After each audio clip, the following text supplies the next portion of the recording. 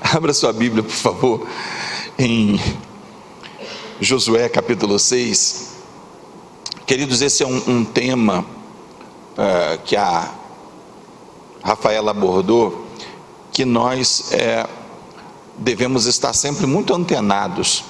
Nós temos algumas pessoas na igreja que acabam precisando sair da cidade para fazer faculdade em outras cidades. E, infelizmente, muitos dos nossos jovens, quando vão, eles não retornam. E quando eu digo não retornam, eu não estou me referindo a não retornam no sentido físico, de virem trabalhar na cidade. A gente entende, claro, é provável, é possível que a Rafaela e outros universitários aqui acabem não voltando mais para Friburgo, exercendo a profissão em uma outra cidade, isso é normal, mas não retornam para o evangelho mesmo, na verdade se perdem, vão e começam a ficar encantados pelos encantos do mundo. E nós precisamos estar orando pelos nossos jovens que estão indo, e nós pais cobrindo a vida deles em oração e assistindo em tudo. E nós precisamos também estar observando o caminho inverso, não desses jovens que vão, mas de alguns que vêm. Esse ano nós despedimos uma menina chamada Thalita, que ela se formou esse ano em fonoaudiologia. E durante o período do curso ela esteve congregando aqui. Os pais dela vieram à cidade, os pais dela, depois que ela identificou aqui a igreja como uma igreja que ela gostou, eles vieram até aqui, conversaram comigo, vieram conhecer a igreja para saber do que se tratava. E é esse o trabalho que nós como pais precisamos fazer. Vamos, o filho está indo para tal lugar, vamos lá para saber qual é a igreja que vai congregar, como que vai ser, conhecer os líderes. Eu achei isso assim muito interessante. Essa menina ficou no período da sua faculdade aqui na igreja, e agora no final, no início desse mês, os pais vieram outra vez, eles já tinham vindo outras vezes em Friburgo, vieram cultuar junto com a gente, agradecer a igreja pelos cuidados que a igreja teve com a filha deles, porque ela veio, se formou e está voltando como crente, veio como crente, voltou como crente. E nós hoje estamos geograficamente numa posição de privilégio e de responsabilidade, porque nós temos uma faculdade, a maior universidade de Friburgo está aqui a 200, 300 metros da gente, e somos hoje uma cidade que está se tornando uma cidade universitária. E quantos jovens vêm e não conseguem se adaptar a uma igreja? Quantos jovens vêm e não conseguem se adaptar? A Rafaela certamente teve muitas dificuldades em encontrar uma igreja. Pedro Henrique está em Vassouras e ele teve muita dificuldade de encontrar uma igreja. Vitor Hugo está em Ribeirão Preto e está hoje congregando numa igreja, mas ainda não tem convicção de que é o lugar onde ele vai ficar os próximos anos. E a gente começa a perceber a dificuldade desses jovens que vão, que são as mesmas desses que vêm, e que nós temos a obrigação, nós temos a tarefa, a missão de nos tornarmos, nesse período que eles ficarão aqui, as suas igrejas. Porque é um choque cultural. Imagina, e eu estou curiosamente falando de 3 jovens que foram criados na igreja, os 3 praticamente nasceram na igreja. A Rafaela veio para cá com 4, 5 anos, os outros 2 nasceram na igreja, os 3 estão fazendo o mesmo curso, né? São futuros médicos, e os 3 nasceram aqui. Tudo que conheciam acerca de igreja era ceifa. Existem pessoas que vêm com essa mesma situação, com esse mesmo perfil, e necessitam de identificação, de ser abraçado. E eu estou introduzindo o que nós vamos falar hoje, usando a palavra da Rafaela como uma introdução aqui, mas para mostrar para a gente que essa é apenas uma das oportunidades, uma das portas que Deus tem aberto para a nossa vida, uma das portas de oportunidades da nossa igreja, uma das portas de oportunidade que nós temos como igreja local. Mas Deus, ele vai abrir portas de oportunidades para cada um de nós. Mas o grande problema das oportunidades que Deus nos dá é que toda oportunidade, ela vem também carregada de responsabilidades. Oportunidade é algo muito bom, mas as oportunidades que nós temos, ela exige uma responsabilidade também. Jesus um dia, ele disse assim: a quem muito foi dado, muito será cobrado. Não queiram muitos de vós serem mestres, porque vocês serão cobrados como mestres. Ou seja, ele estava dizendo: a quem muito foi dado, as oportunidades dadas, elas são não apenas oportunidades, mas terão responsabilidades. E Deus, como igreja, Deus tem nos dado muitas oportunidades, queridos. É verdade que todos nós como igreja trabalhamos muito para chegar onde nós chegamos, mas hoje nós temos uma estrutura física que, em termos de igreja local, é invejável dentro da realidade de Nova Friburgo. Nós temos hoje oportunidades em termos de igreja local que também pode ser, se não é ímpar, é uma das poucas igrejas que dá tanta oportunidade para que as pessoas desenvolvam ministérios. Uma série de portas ministeriais têm sido abertas, e as pessoas podem trabalhar naquelas oportunidades que têm sido dadas, e junto com essas oportunidades virão responsabilidades, porque nós precisamos entender isso. Deus nos dá, e glória a Deus porque Ele tem nos dado, mas nós temos as nossas responsabilidades. Você tem uma família linda, você tem filhos saudáveis, que bela oportunidade que Deus lhe deu, e que grande responsabilidade está sobre os seus ombros. A família de vocês está crescendo, a sua está crescendo, vão ser papai, mamãe, a partir desse ano que entra. Que grande oportunidade que Deus está dando para vocês, mas que grande responsabilidade virá.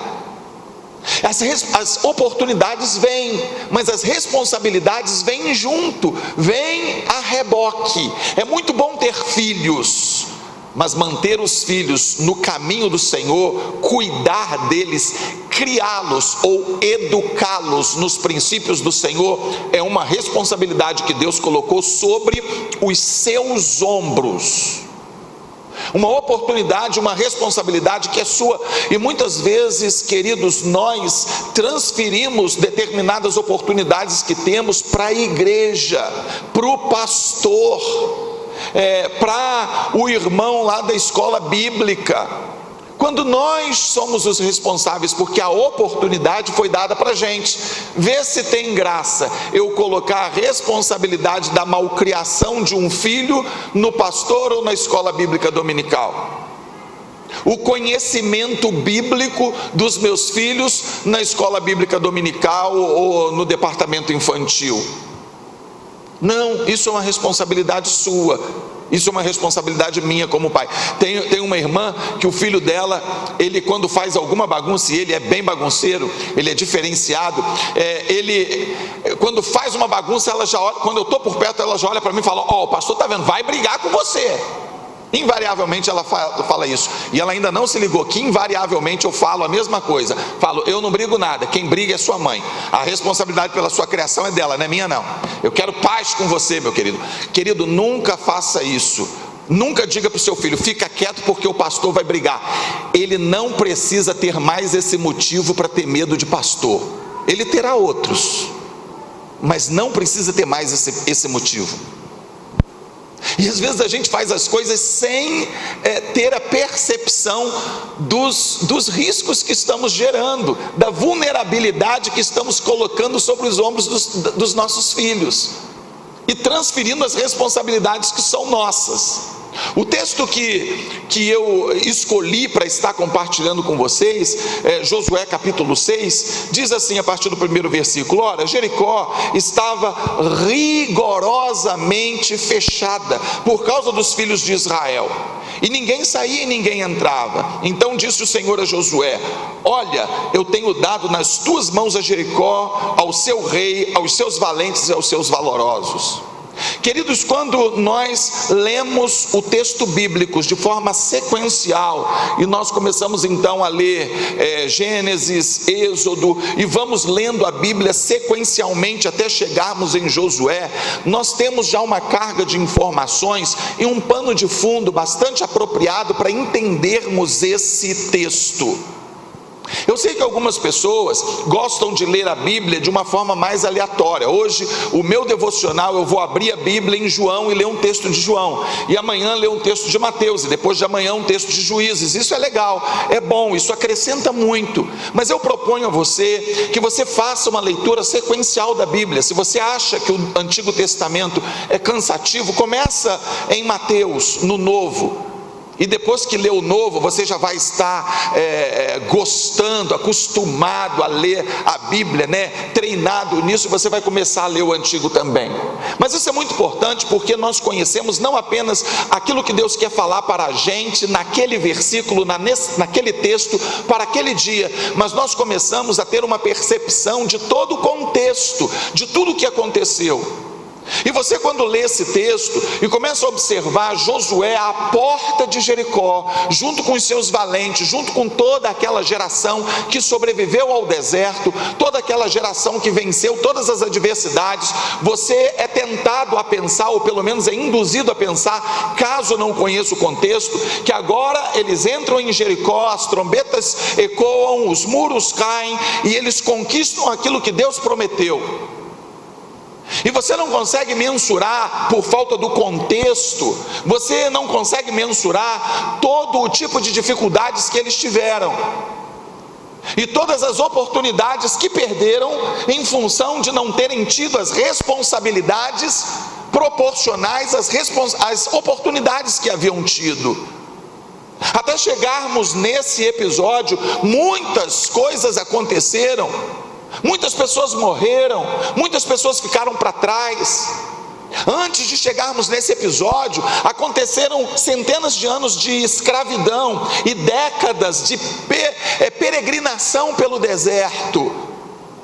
Havia uma promessa de Deus para a vida desses homens e dessas mulheres, assim como provavelmente há uma promessa de Deus sobre a minha vida e sobre a sua vida. Deus não me chamou para ser um cristão de cadeira, um cristão que fica sempre lá no fundo da igreja, um cristão que fica simplesmente reparando naquilo que não está legal na igreja. E todos nós somos bastante cuidadosos, provavelmente bastante espertos para percebermos os erros na igreja, na nossa família, nas outras pessoas. Enfim, todos nós conseguiríamos com eficácia sermos os observadores de tudo que não funciona. E certamente numa igreja onde congregam centenas de pessoas, nós teremos muito argumento para apontar aquilo que não está funcionando, para dizer aquilo que não está prestando. Mas Deus não me chamou para ser um cristão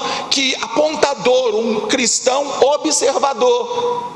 E eu estou dizendo isso não porque Deus me colocou à frente de uma igreja, mas como cristão, porque você não precisa necessariamente estar à frente de uma igreja para ter as suas responsabilidades como cristão.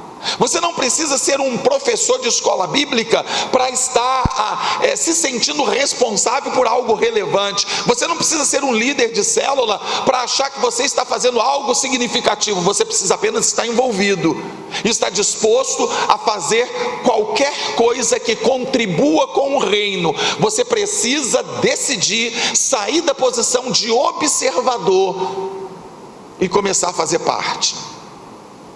Porque dentro desse contexto, até chegarmos aqui, até chegarmos à porta de Jericó, muitas coisas aconteceram, como eu disse, e muitas pessoas ficaram pelo caminho. Até chegarmos à porta de Jericó, muitas derrotas aconteceram para o povo de Israel. Até chegarmos à porta de Jericó, as promessas existiam, assim como existia para a gente, existe para a gente, mas umas pessoas alcançaram a promessa e outras não. E talvez a gente tenha tocado num ponto curioso, porque eu ouço desde sempre que Deus tem promessa para mim, e eu acredito que você ouça também, desde sempre, que Deus tem promessa para você. Quantos creem que Deus tem promessa para você? Levanta a sua mão. Deus pergunta por que na vida de alguns essas promessas se concretizam e na vida de outros não? É claro, queridos, que existem coisas que não acontecem na nossa vida não por nossa culpa. Nós vivemos numa comunidade e muitas vezes o meu casamento, eu não vou dizer o meu casamento, mas o casamento de alguém não dá certo, não por culpa daquele alguém, porque há ali uma instituição, há ali uma sociedade entre duas partes, uma aliança entre duas partes, e se uma decidir que vai dar errado, não há nada que a outra possa fazer. E nesse sentido eu diria que há incidentes que acontecem na nossa vida que realmente parecem roubar as bênçãos, parece roubar os nossos alvos, porque nem tudo na vida depende de nós, nem tudo está no nosso controle, mas existem muitas coisas que estão no seu controle, existem muitas coisas que não funcionam por minha causa e por sua causa, existem algumas promessas de Deus que não se concretizam na minha vida porque eu não permito, e existem algumas promessas de Deus e algumas visões e projetos do Senhor para você que não acontecem porque você decidiu que não vai funcionar. Mas Deus não é Deus, se Ele tem uma promessa Ele vai fazer. É um ponto de vista.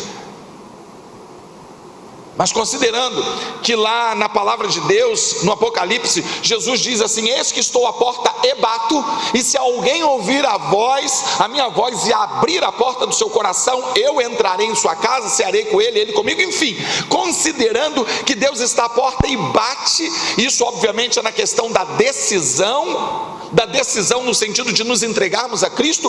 Eu acredito que Deus, embora soberano, Ele permite sim que você diga não. Ele não é tirano.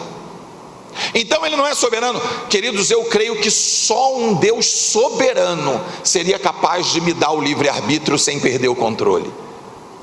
Eu creio dessa forma. Então eu acredito que muitos projetos na nossa vida não se concretizam porque nós não permitimos. E até chegarmos a esse ponto na Escritura, até chegarmos aqui na palavra de Deus, haviam promessas que tinham sido feitas, uma promessa de conquista, uma promessa de entrar na terra, uma promessa de se formar uma grande nação, uma promessa de conquista territorial, uma promessa de se formar um povo de Deus, uma promessa de que o Messias se manifestaria um dia a partir daquele povo. E algumas coisas se concretizaram na vida de alguns, e outras não se concretizaram na vida de outros, porque nem todos alcançaram a bênção. Porque para alcançarmos os nossos propósitos, queridos, não tem como, nós temos que fazer a nossa parte. Deus vai fazer a dele e nós temos que fazer a nossa. Deus diz assim: a terra é de vocês, mas quando chegaram lá, ela estava ocupada, ou seja, era de vocês, era deles, mas eles tinham que conquistar. Você entende isso? Você entende isso? Daqui a mais 1 ou 2 anos, a Rafaela, que é quem começou na frente dos 3 mencionados, ela é uma médica. Aí alguns jovens que ficaram os últimos 6 anos jogando videogame, soltando pipa e jogando bola de gude, vão dizer assim: pô, Deus foi bom para a Rafaela, hein? Queria ser a Rafaela. Agora, daqui a 2, 3 anos eu queria também. Eu não quero ser agora, ficar virando noite estudando, não é? Mas por quê? Deus tem algo para ela, vitória para ela? Tem, mas ela teve que conquistar, está no processo de conquista. Ninguém chega ao topo de bobeira, ninguém chega ao topo a troco de nada, ninguém conquista coisa alguma, ninguém conquista coisa alguma sem arcar com os custos. A vitória não é um prêmio sem custo, a vitória é uma conquista. E para conquistar não tem jeito, tem que batalhar, tem que guerrear, não tem jeito. Então daqui a alguns anos a Rafaela vai estar lá com seu carrão 0 quilômetro, e um outro irmão que viveu com ela, nasceu na mesma igreja, que teve as mesmas oportunidades, vai reclamar e vai desviar do evangelho, porque estava no ponto do ônibus e a Rafaela passou com o carrão dela e não deu carona. subiu a cabeça, só porque agora é doutora, não liga mais para os pobres, esqueceu de onde veio. Ela nem viu, já estou justificando pelo que nem aconteceu ainda, mas é provável que um dia aconteça, e vai murmurar, porque Deus amou ela, porque hoje ela é uma médica, e eu sou o quê? Bom, você é o que você lutou para ser. Não que uma profissão simples não tenha o seu valor, não é isso que eu estou dizendo, mas eu estou dizendo sobre os custos que nós temos que pagar para chegar aonde pretendemos chegar. Como vai ser o seu ministério em 2020? Onde você vai chegar? Eu não sei. Quem tem que saber é você. Eu sei onde eu pretendo chegar e o que eu estou disposto a fazer para chegar lá. Eu sei, pelo contexto dessa palavra, o que esses homens fizeram para chegar onde chegaram, e o que tiveram que fazer para entrar em Jericó e depois conquistar todas as outras terras, que era deles por promessa, mas que intrusos foram lá e tomaram conta, sabendo que havia uma promessa de Deus para eles. Algumas pessoas já me questionaram isso. Deus deu para o povo de Israel terras que já estavam ocupadas, então Deus deu o que era dos outros. Não, a promessa feita a Abraão era muito antiga, não tinha ninguém lá não, e todo mundo sabia da promessa. Foram doidos, na minha opinião, ocupar uma terra que sabia que tinha sido prometida por Deus para outro povo. Eles pediram para acontecer isso. Eles construíram casas numa terra que havia sido prometida por Deus para um outro grupo de pessoas. Então eles pediram, na verdade, pediram para serem expulsos daquele lugar. De qualquer forma, Deus deu e eles conquistaram. Então onde você vai chegar em 2020 depende muito mais de você do que talvez até de Deus, porque a parte de Deus eu não tenho dúvida, Ele vai fazer. Essa não é a questão. Ou você tem dúvida de que Deus não fará a parte dele? É claro que Ele fará. Resta saber se nós queremos fazer a nossa parte. Deus então, para chegar a esse ponto, Ele desafiou e motivou Josué para conquistar a terra. Ele desafia e Ele motiva, e é isso que Deus vai fazer comigo e com você. Ele vai nos desafiar e vai nos motivar. Como que Ele vai nos desafiar? Ele vai nos mostrar projetos, Ele vai colocar desejos no nosso coração, Ele vai nos colocar em nós esse impulsionamento, essa motivação para fazermos algo. E nós vamos permitir que esse desejo, essa vontade entre e ocupe lugar no nosso coração ou não, porque Ele vai nos motivar. Como Ele vai nos motivar? A cada domingo, a cada célula, a cada quinta-feira, a cada escola bíblica, a cada evento, a cada programação, liberando palavras de motivação, mensagens de encorajamento, mensagens que limpem o nosso coração e faça com que a gente entenda cada vez mais que nele nós somos capazes de conquistar os nossos projetos, que nele nós somos capazes de chegar onde Ele deseja que cheguemos. Mas cabe a nós decidir que aquela palavra, se aquela mensagem é para nós ou não. Porque curiosamente tem crente que acha que a palavra para ele é só quando é coisa ruim. Às vezes uma palavra de vitória está sendo liberada e ele não está nem aí. E quando se fala de alguma coisa ruim, tá vendo? O pastor está mandando recado para mim. Ué, por que é para ele? Quando é ruim é para ele, quando é bom é para os outros. Aí fica difícil. Quando for ruim, na sua opinião for ruim, diz, não, isso não é para mim é o que é bom, a não ser que você esteja vivendo aquilo. Aí é uma oportunidade que Deus está te dando para consertar a rota. Ou você acha que pastor tem prazer de ficar pregando sobre pecado? Se prega pela necessidade. Uma ocasião eu estava pregando, e eu não me lembro exatamente o que foi, mas eu acho que eu entrei numa questão relacionada a adultério, e depois do culto um abençoado veio me procurar, e ele casualmente estava em adultério mesmo. Foi para mim que você pregou? Eu falei, você está em adultério? Ele falou, eu até estou. Eu falei, então foi, é claro, para mim é que não foi, para mim não foi, eu tenho só a minha esposa. Então se você tem adultério, foi para você, pode ser até que tenha sido para mais alguém, mas para você com certeza foi, não tenha nem dúvida. Então está mandando recado? Não, recado não, cara, eu preguei a palavra. Se você não quer se enquadrar na palavra, eu vou fazer o quê? Nem sabia que o cara estava de graça aí arrumando problema. Enfim, mas acha que foi para ele, mas foi mesmo, se está dentro daquele, do esquema ali do mistério, fazer o quê? Mas queridos, de qualquer forma, nós precisamos tomar as decisões da nossa vida, de onde vamos estar. se vamos aceitar a motivação de Deus para que nós tenhamos as ferramentas para conquistarmos aquilo que Deus tem para nós. O que Deus tem para você? Isso é uma questão que você precisa conversar com Deus, precisa pedir para Ele, para te mostrar, para te desafiar, para te encorajar, para colocar no seu coração desejo de chegar aonde Ele quer. Eu sempre soube o que aconteceria comigo no reino de Deus. Eu não sabia que seria um pastor, mas eu sempre soube que pregaria a palavra, sempre. Por quê? Porque eu olhava as pessoas pregarem já muito novo, com 15 anos, 14 anos, e eu dizia: Deus, é isso que eu quero fazer da minha vida. E eu prestava atenção em todo mundo que pregava, eu anotava, às vezes pregava junto com o sujeito, colocava: isso eu falaria, não, isso eu não falaria, isso daí, poxa, eu entraria por esse caminho. E eu ia pregando junto, durante toda a minha adolescência foi assim. E eu pedi a Deus: eu quero fazer isso, mas o dia que eu vier fazer isso, eu quero fazer de uma forma que as pessoas não cansem de me ouvir. Eu quero ter essa percepção, primeiro que abrir a boca. Eu já estou concluindo a mensagem, já estou concluindo, porque a gente tem que ter essa percepção de não cansar as pessoas de fazer, seja lá o que for que Deus colocar na tua mão, com excelência, seja lá o que for. Ah, mas Deus só me bota para lavar banheiro. Cara, deixa o vaso limpinho, cheiroso. Não é um desafio deixar um vaso sanitário cheiroso, mas a gente pode fazer isso. Seja o que for, faça da melhor forma, faça o melhor, mesmo que ninguém veja, mas Deus que te colocou para fazer está vendo. E aceite as motivações do Senhor. Segundo lugar, Josué, ele desafiou e motivou todo o povo para a conquista da célula.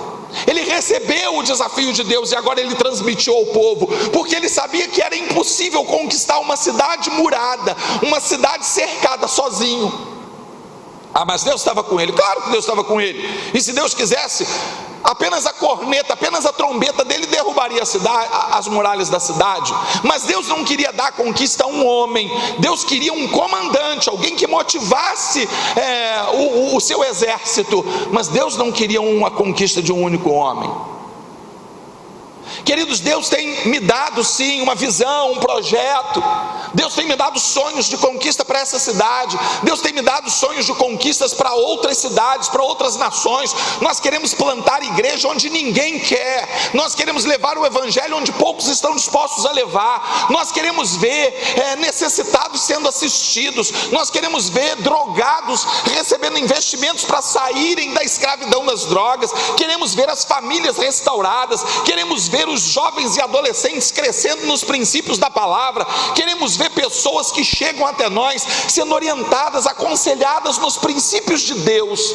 Nós queremos ver as pessoas crescendo no conhecimento da palavra, as pessoas estudando a Bíblia, as pessoas sendo motivadas. Nós queremos ver as pessoas recebendo aquilo de Deus, sempre um alimento fresco da parte do Senhor, sempre uma ministração específica da parte do Senhor para a sua vida.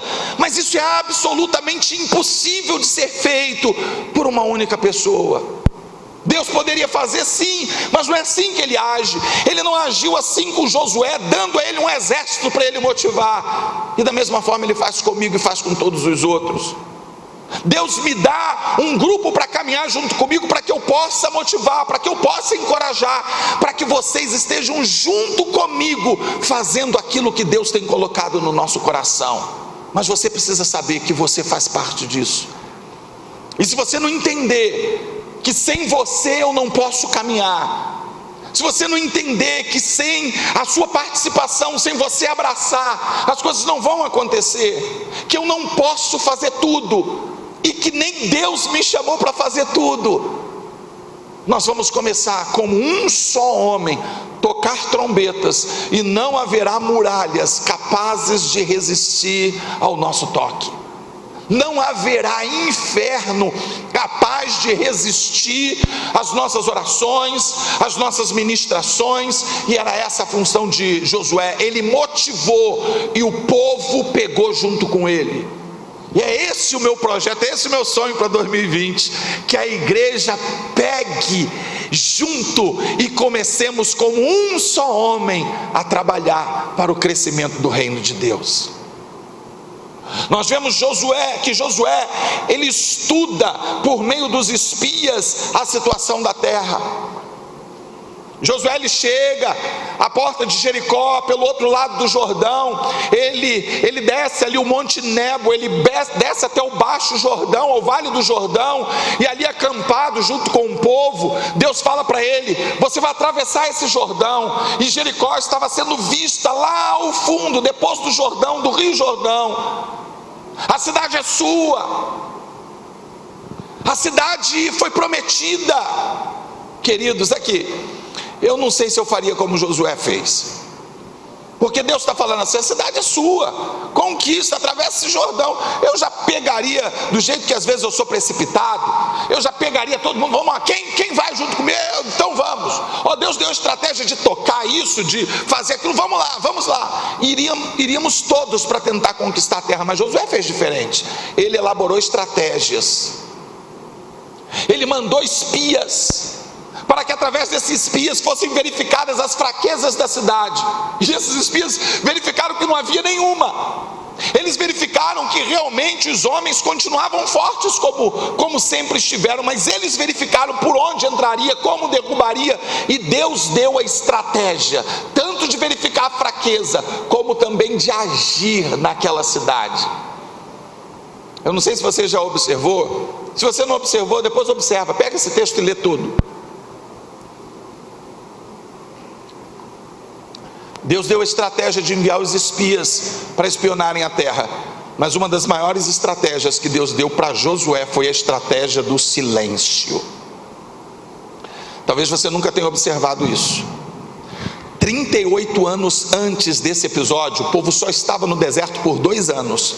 Eles chegam à porta de uma cidade, da Canaã prometida, e os espias vão e os espias voltam, e há uma divisão, porque o povo ouve os 10 espias que desencorajavam ao povo, e não ouve a 2 espias que foram lá e que voltaram acreditando que Deus daria aquela terra. E Josué era um desses espias, Caleb era o outro, e provavelmente são os 2 únicos que a gente vai lembrar o nome. Dos outros 10, alguém lembra o nome de um dos outros 10? Não, ninguém está disposto a lembrar de derrotado, ninguém está disposto a lembrar nome de quem não tem coragem, de medroso, de gente que não está a fim de conquistar nada, de gente que só vê problema. Ninguém. Mas de qualquer forma, Josué ele viveu aquilo. Ele viu que há 38 anos atrás ele não entrou na terra, justamente porque o povo se contaminou pelo que o povo ouviu. O povo é muito forte, eles são grandes, somos como gafanhotos aos seus olhos, não vamos conseguir. E o texto diz que aqueles 10 espias fizeram o coração do povo derreter. Você sabe o que é um guerreiro? Você sabe o que é um homem com um coração valente de conquistador? Você consegue entender a tipologia dessa palavra? Você consegue entender o que é um guerreiro, um homem de guerra, um valente, um conquistador? Ter o coração derretido. Eles medraram, eles tinham a partir dali a convicção de que não conseguiriam. Por quê? Porque ouviram o que não era para ouvir. Aí Josué diz assim: vocês vão cercar a cidade, vão dar uma volta no primeiro dia, no segundo dia, no terceiro, no quarto, no quinto, no sexto e no sétimo daremos 7 voltas. E vamos começar agora. Fechou? Fechou. Agora tem uma coisa: a partir de agora, nenhuma palavra sai da boca de ninguém até que entremos em Jericó. Foram 7 dias em jejum de palavra. E por que Josué fez isso? Porque ninguém conseguiria desencorajar o seu companheiro. Imagina um monte de homem rodando com a corneta na mão, uma muralha intransponível, as muralhas de Jericó. A arqueologia já mostra hoje que havia trechos onde ela tinha 12 metros de largura. Para você conseguir mensurar isso, aqui nós temos 15 metros de largura. Era quase tudo isso aqui de largura da muralha. Como que aquilo cai? Imagina um monte de homens sitiando, rodeando a muralha e podendo conversar fiado. Um já catuca o outro, pergunta: você acha que isso cai? E rapaz, não sei não, mas eu acho que não, hein? Aí, Josué falou que a gente vai tocar a corneta e vai cair. Aí o outro que está atrás diz assim: é ruim de cair, hein? É ruim de cair. E outro fala: rapaz, não sei, mas eu estou acreditando. Rapaz, há 38 anos atrás, nem aqui nós chegamos. Já viemos longe. Já viemos, daqui a mais de 38 anos, de repente alguém conquista nós. É ruim. Isso já aconteceu lá atrás e não conseguiu. Nós estamos 38 anos no deserto, 40 contando com os outros 2, e não conseguimos nada. É ruim de conseguir. Conseguimos não. E sabe o que iria acontecer? Não ia cair muralha nenhuma. Você quer ter os seus projetos frustrados? Ouça todo mundo. Você quer começar a ver problema dentro da igreja? Começa a ouvir todo mundo. Isso é uma estratégia perfeita. Quer desviar e ainda sair cheio de razão? Aquela igreja está cheia de problema. Se quiser eu provo. Começa a ouvir todo mundo. Você vai começar a ver problema. Você quer um motivo para separar do seu marido, da sua mulher? Na boa, começa a ouvir todo mundo, cara. Quando a gente começa a ouvir a voz da derrota, a gente começa a achar que aquilo é a verdade. Quando a gente começa a ouvir conversa fiada, o primeiro que ouviu conversa fiada e começou a entrar pelo caminho da desobediência foi Eva. Ela está num paraíso onde nem pecado existe. Ela tem Deus para conversar toda a viração da tarde. Ela tem um marido com quem conversar toda hora, todo dia. E ela vai dar conversa a uma serpente. Imagina. A mulher está lá passeando no Éden, aparece uma serpente. Aí, beleza? Ela, beleza. Gente, qualquer pessoa no seu juízo normal já repreenderia. Está amarrado em nome de Jesus. Quer dizer, não tinha Jesus ainda, não tinha se manifestado, né? Está amarrado em nome de Deus.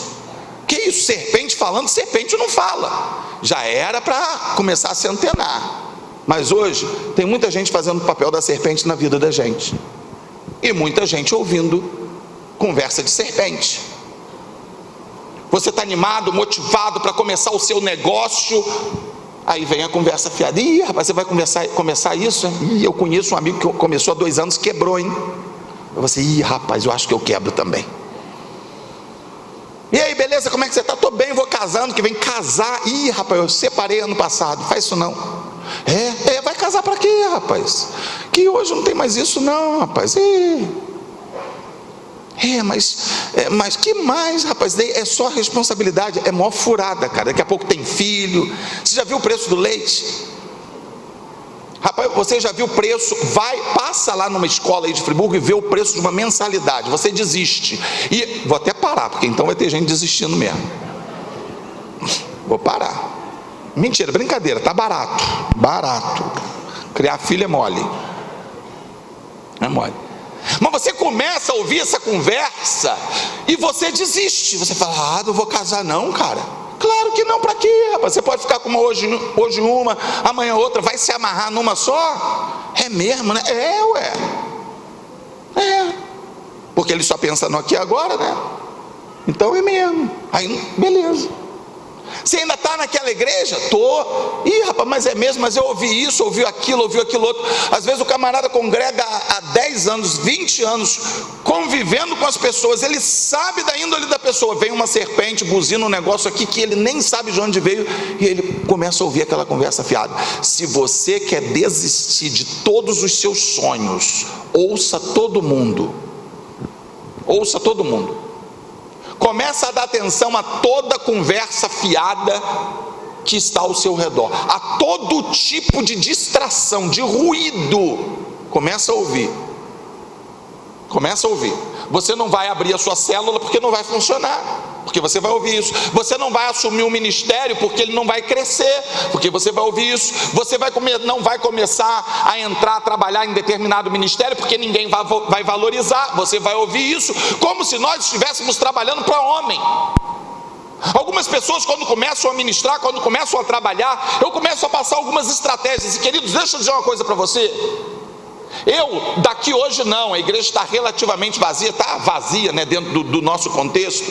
Mas no domingo à noite, eu subo nesse púlpito e eu começo a pregar. Eu não olho para todo mundo não, porque tem pessoas dentro da igreja que, se eu estiver pregando, se eu olhar para ela, eu começo a desanimar. Fala, rapaz, deve estar muito ruim, porque eu estou pregando, o cara está no Facebook. Eu estou pregando, pregando e o cara está olhando para o teto para ver se o lustre, se a lâmpada está queimada ou está acesa. Eu estou pregando, ele está olhando para o sapato para ver se está brilhando, se não está. Eu estou pregando, ele está conversando do lado. Eu estou pregando, ele está cafungando no pescoço da namorada. Então deve estar muito ruim o que eu estou falando. Então eu já falo isso, não olha para todo mundo. Você foca as pessoas que estão ali olhando para você, as pessoas que estão prestando atenção, que estão de alguma forma te motivando com seus olhares, e fixa os seus olhos nessas, porque aí você vai ser encorajado. Porque o momento da pregação, meu irmão, é uma troca. Eu estou te passando algo, e saiba você que você também está me passando alguma coisa. Eu estou te encorajando, eu estou te ministrando, e você está ministrando sobre a minha vida, me encorajando a prosseguir, me encorajando a ser ministrado, a ministrar. E na vida é assim, dependendo para quem você olha, você recebe mensagens, e muitas dessas mensagens são: não prossiga, recue, não vá em frente, o caminho é muito pedregoso, é muito difícil. Josué estudou as estratégias, e ele realizou as estratégias, e por isso ele chegou no alvo que Deus tinha para ele. Tenha estratégias, e entre essas estratégias, não ouça ruídos de pessoas que não têm visão. Eu não estou dizendo isso para você não ter conselheiros, não ouvir a ninguém. Não, ouça sim, porque existem pessoas que têm olhares de águia, que têm visão de Deus, que têm propósitos, que têm projetos, que falham como você, mas que têm sonhos. Pessoas que querem realizar algo. A essas, não apenas ouça, mas colhe com elas. Não apenas ouça, mas receba os seus conselhos. Mas cuidado com quem você partilha os seus sonhos. Nós precisamos dar passos de fé para conquistarmos os nossos projetos. Eu não sei se você sabe o que é passos de fé, mas Josué, quando ele chega na margem do Jordão, ele então conversa com Deus. E aí? Deus fala: atravessa esse Jordão. Jordão hoje, naquela região, em função de todo o tipo de contexto que vivemos hoje, é um lugar que dá para se atravessar a pé, andando, talvez com água na cintura, no peito. Enfim, dá para atravessar. Alguns pontos se atravessa com água na canela, porque hoje, em função do clima muito quente em Israel e o baixo volume de água que desce do Hermon e que acaba sustentando o Jordão, naquela região a água muitas vezes, em algumas épocas do ano, nem chega mais. Mas esse não é o contexto daquela ocasião, e nem da época em questão, em função de alguns contextos que estão ao redor. O Jordão, tudo leva a crer que havia cheia naquele lugar, e ele simplesmente não tinha como passar. Mas Deus diz: passa, atravessa esse Jordão. E sabe o que ele fez? Ele bota os sacerdotes junto com a arca na frente e fala: vamos começar a atravessar. E eles começam a entrar no Jordão, e à medida que eles começam a entrar, as águas começam a parar, a fazer uma parede, e eles atravessam. A mesma coisa que ele havia presenciado há 40 anos atrás com o Mar Vermelho, ele vê acontecer com o Jordão. Mas primeiro, ele coloca o pé dentro da água. O que isso te diz? Isso te diz que nem todos os projetos serão tão claros e dependerão apenas das suas forças. É claro que você tem que buscar as suas ferramentas, é claro que você tem que buscar as suas qualificações, é claro que você tem que estudar, é claro que você tem que se esforçar, mas você tem que colocar Deus à frente. Você precisa acreditar na vitória, você precisa acreditar que Deus está com você.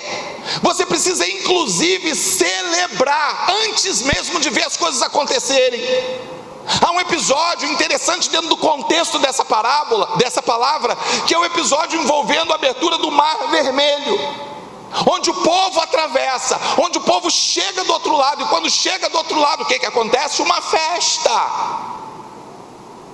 Diz a palavra de Deus que Miriam puxa o seu tamborim e puxa o louvor. Vamos lá comigo. E começa a batucada, e a festa começa a acontecer.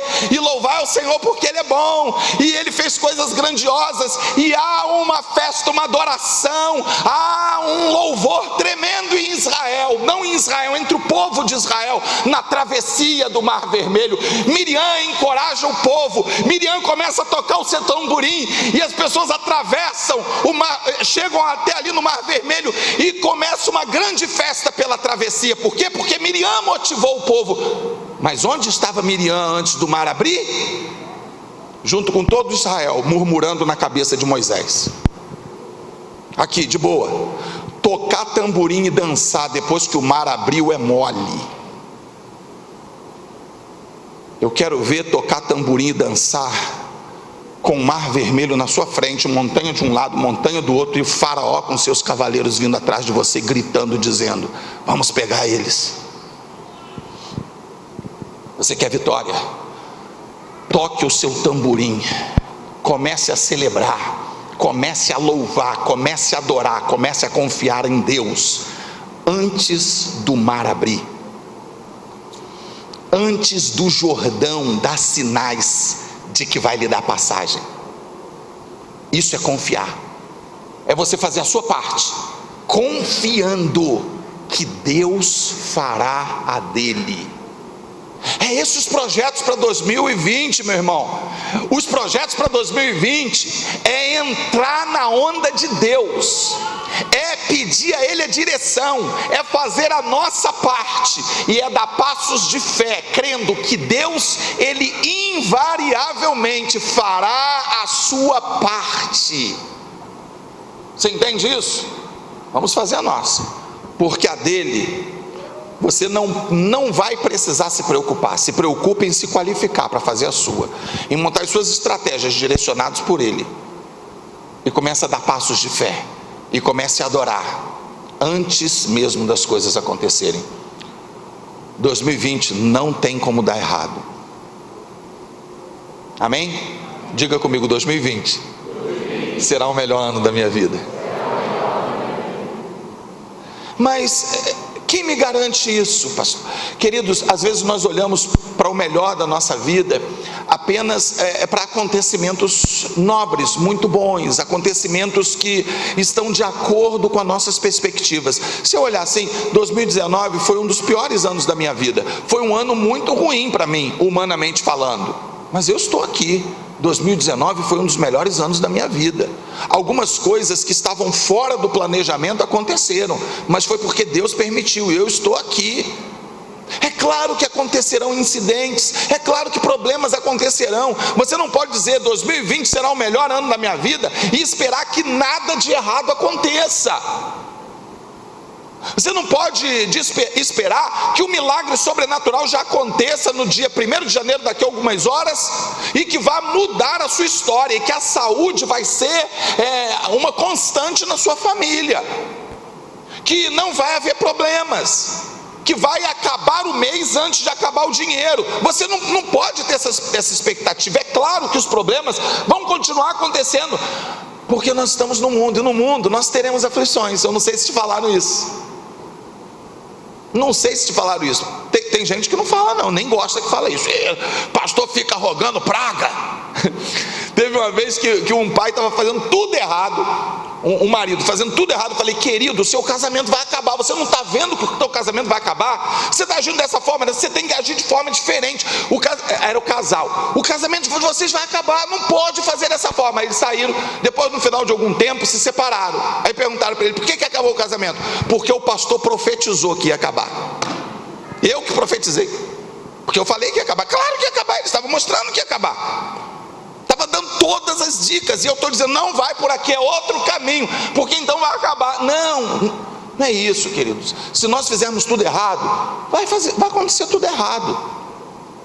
Nós temos que fazer as coisas certas, da forma do Senhor, e nós temos que crer que será o melhor ano da nossa vida. Mas só profetizar que vai ser o melhor ano não basta. Temos que agir de acordo para que seja o melhor ano, e temos que acreditar que no mundo nós teremos aflições.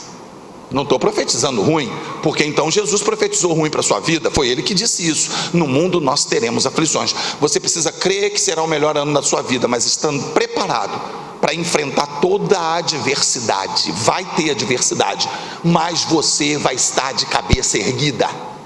Você vai enfrentar cada uma delas, você vai vencer cada uma delas. Tem que acreditar dessa forma. Mas como pode garantir se eu não vencer? Querido, o que pode acontecer de pior na sua vida? Fui visitar alguns meses atrás um irmão que estava assim, mal, estava para baixo. Ele estava com um problema real, problema de saúde muito grave, ele está ainda em processo de tratamento, com riscos até de morte. Eu perguntei para ele: o que é o pior que pode acontecer com você? E ele refletiu e ele não respondeu, porque é difícil falar, eu posso morrer. Aí eu respondi para ele: pois é, queridos, a Bíblia diz que em Cristo o morrer é lucro. Nem o pior para você é tão ruim assim. Você vai estar com Cristo para sempre. E qual é o problema? Um dia a gente não vai mesmo? É verdade, né? É verdade, está vivo até hoje aí. Em nome de Jesus vai passar 2020 todo vivo, e a gente, em nome de Jesus, vai ser arrebatado junto. Amém? Glória a Deus. Glória a Deus. Então nós temos que crer dessa forma. Temos que entender que nós somos do Senhor, e quer vivamos, quer morramos, nós somos do Senhor. Aconteça o que acontecer, nós somos do Senhor. Não é o que nós esperamos, mas seja o que for que vier a acontecer em 2020, nós vamos vencer. Nós estaremos com o Senhor, aconteça o que acontecer. Queremos estar no centro da sua vontade, queremos ser usados por Ele em toda situação. Nós queremos confiar nele e queremos celebrar. Vamos celebrar, aconteça o que acontecer. Amém? Crendo que 2020 será o melhor ano de nossas vidas. Amém? 2020 será o melhor ano de nossas vidas. Amém. Vamos ficar em pé e vamos orar.